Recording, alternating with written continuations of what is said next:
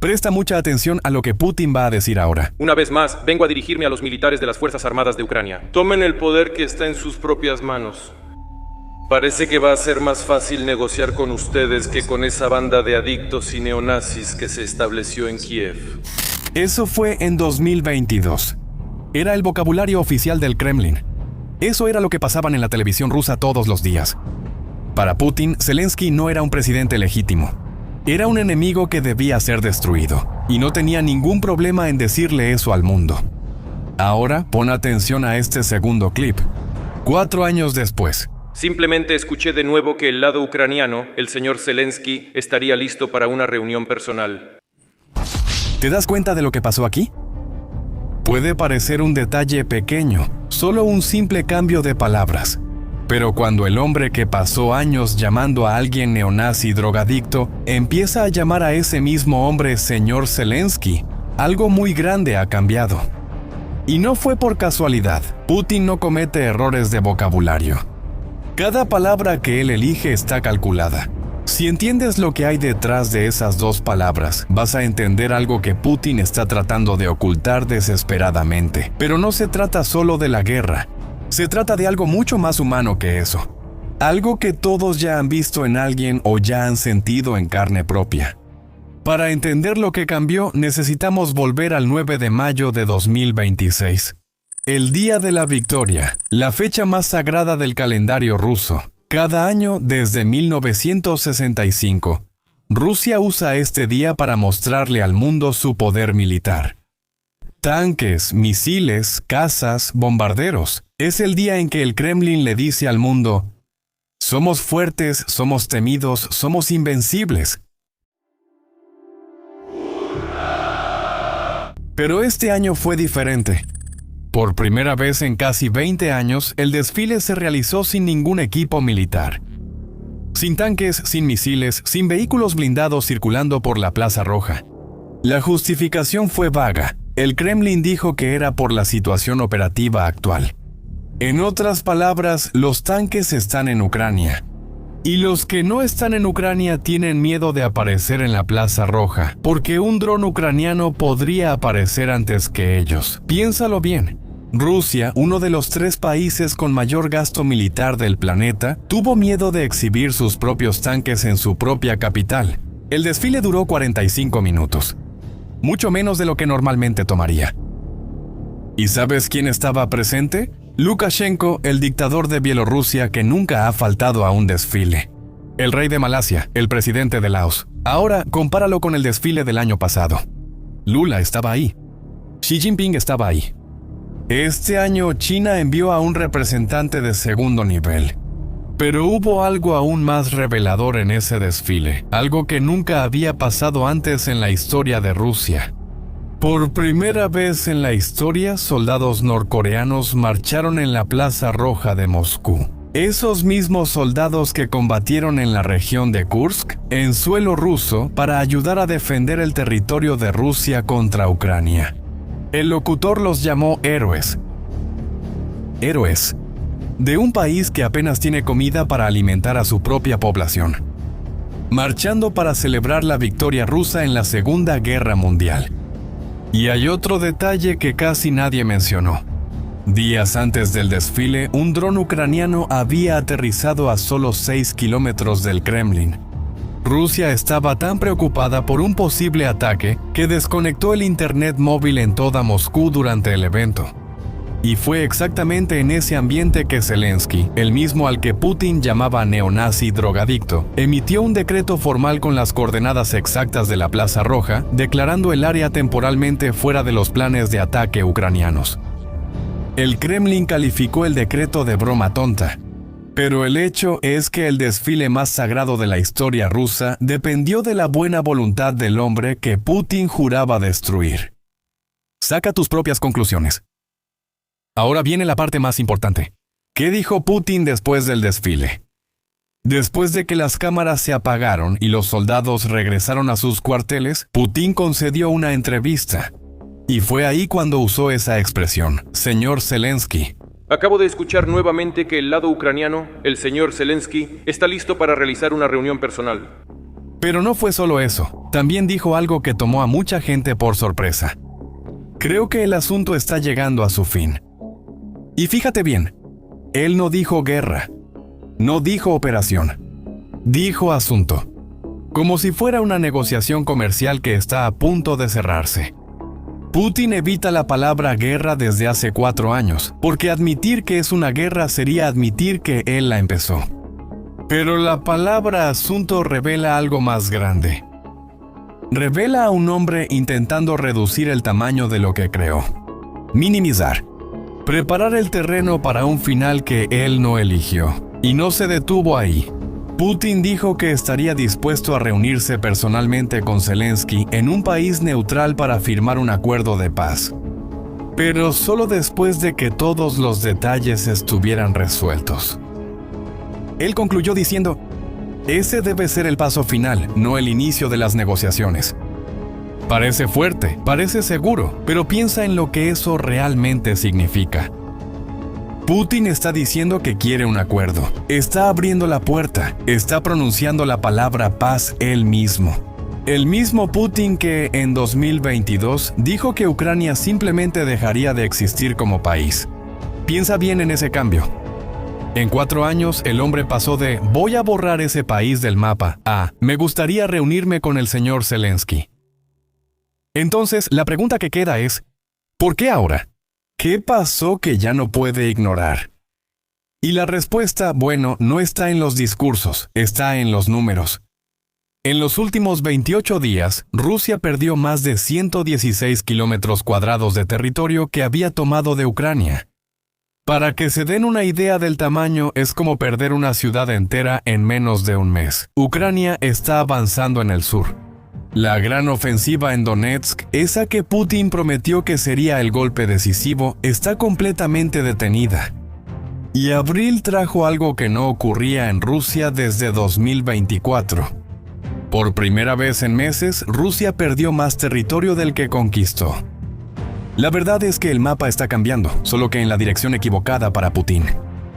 Para que te des una idea de lo que eso significa, ¿sabes cuál fue la batalla más sangrienta y lenta de la historia moderna? La batalla del Somme en 1916. Soldados muriendo por metros de tierra en la Primera Guerra Mundial. Investigadores independientes en Washington calcularon que el avance ruso en Ucrania está siendo más lento que el avance de las fuerzas aliadas en el Somme. En 1916. Con trincheras y balas. Eso no es solo una opinión. Son los números del campo de batalla. Pero hay otro lado de esta historia en el que casi nadie se detiene a pensar. Hasta febrero de este año, Rusia ya había acumulado un estimado de 1 millón de bajas militares, entre muertos y heridos. 1 millón, en poco más de 4 años. Ahora compara eso con la Unión Soviética, que tardó 4 años en ganar la Segunda Guerra Mundial y perdió 27 millones de personas, entre militares y civiles. Putin está repitiendo una escala de sacrificio histórica, pero sin una victoria histórica que mostrar. ¿Y qué decir de la economía? La verdad es que Rusia se está empobreciendo mientras vierte miles de millones en la guerra. Un funcionario ruso anónimo resumió el ambiente dentro del país para el periódico Washington Post con una frase que lo dice todo. A todos les parece que esto ya ha durado más que la Segunda Guerra Mundial y, aún así, no hemos logrado tomar ni siquiera una región. Entonces, volvamos a la pregunta de antes. ¿Por qué ahora? Porque la realidad llegó. Y cuando la realidad le llega a un hombre que pasó años diciendo que estaba ganando, básicamente tiene 2 opciones: admitir que se equivocó o cambiar la narrativa. Putin no puede simplemente decirle al pueblo ruso, perdimos. Eso sería su fin. Entonces, él está haciendo algo mucho más sofisticado. Está cambiando de enemigo. Al principio de la guerra, el enemigo era Ucrania. El objetivo era, claro, destruir, conquistar, absorber. Pero ahora el enemigo que Putin menciona con más frecuencia es Occidente. El revanchismo, la burla de la historia, el deseo de justificar a los actuales seguidores de los nazis. Todo esto forma parte de la política general de las élites occidentales de fomentar cada vez más conflictos regionales. Rusia hará todo lo posible para evitar un enfrentamiento global, Pero al mismo tiempo, no permitiremos que nadie nos amenace.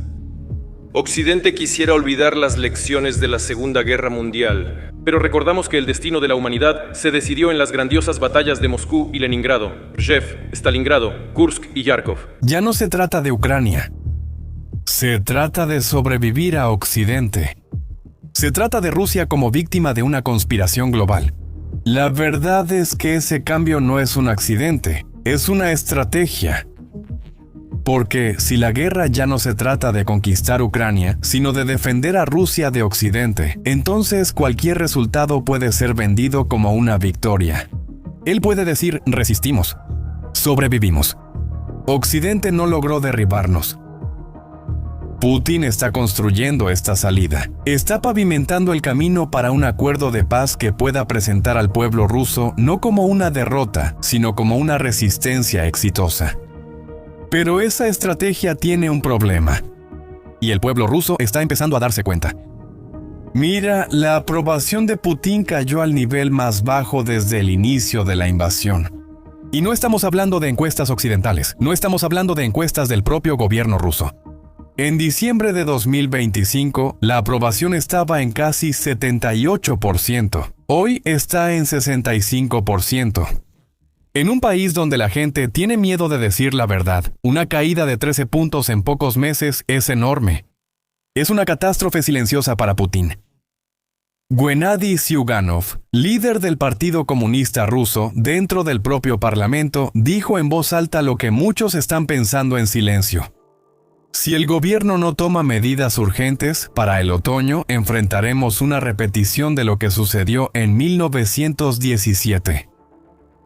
1917. El año en que cayó el zar.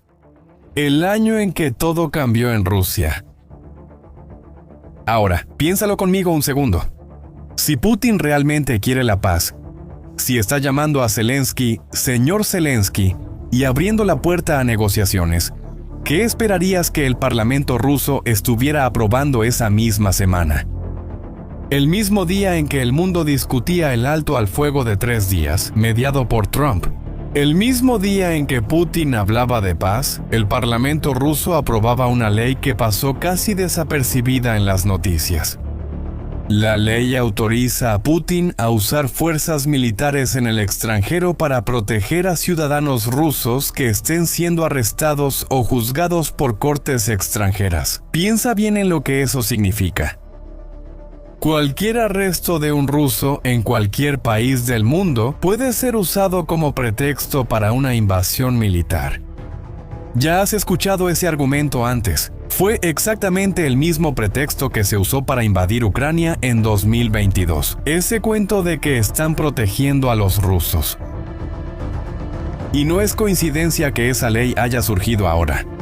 Esa ley vino como respuesta directa al Tribunal Internacional que 26 países europeos están formando para juzgar a Putin por crímenes de guerra. El mismo tipo de tribunal que juzgó a los líderes nazis después de la Segunda Guerra Mundial. Putin está hablando de paz con una mano y armándose jurídicamente para futuras agresiones con la otra. Y si todavía tenías alguna duda sobre cuál de las dos manos es la real, 3 días después del alto al fuego, Rusia lanzó más de 800 drones en un solo día contra ciudades ucranianas. El mayor ataque desde el inicio de la guerra. Niños murieron. Hospitales fueron alcanzados. El asunto que estaba llegando a su fin mató a más personas en una tarde que en semanas de combate.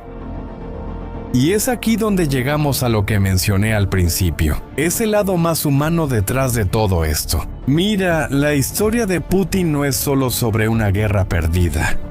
Se trata de algo que todos ya han visto en algún momento. En un jefe, en un familiar, en un líder político. Es la historia de un hombre poderoso que no puede admitir que se equivocó. Que apostó todo en una decisión, vio que falló y en vez de retroceder, fue duplicando la apuesta. Más soldados, más drones, más propaganda. Porque admitir el error significaría perderlo todo. El poder, la imagen, tal vez la propia libertad. Y hombres así no se detienen, redirigen, cambian de enemigo. Y empiezan todo de nuevo. El cambio en la forma en que trata a Zelensky no fue producto de la diplomacia. Es en realidad la confesión más clara que Putin ha hecho, sin jamás usar las palabras correctas. Es un hombre que está acorralado, intentando desesperadamente controlar la narrativa del final antes de que el final llegue por sí solo. Ahora quiero saber tu opinión. ¿Crees que esta guerra terminará en 2026? Cuéntame qué piensas en los comentarios. Si este video tuvo sentido para ti y te ayudó a ver esta guerra desde un ángulo diferente, compártelo con alguien que sigue este conflicto. Y si aún no te has suscrito al canal, este es el momento, ¿verdad? Porque esta historia está lejos de terminar y vamos a seguir de cerca cada detalle. Hasta el próximo video.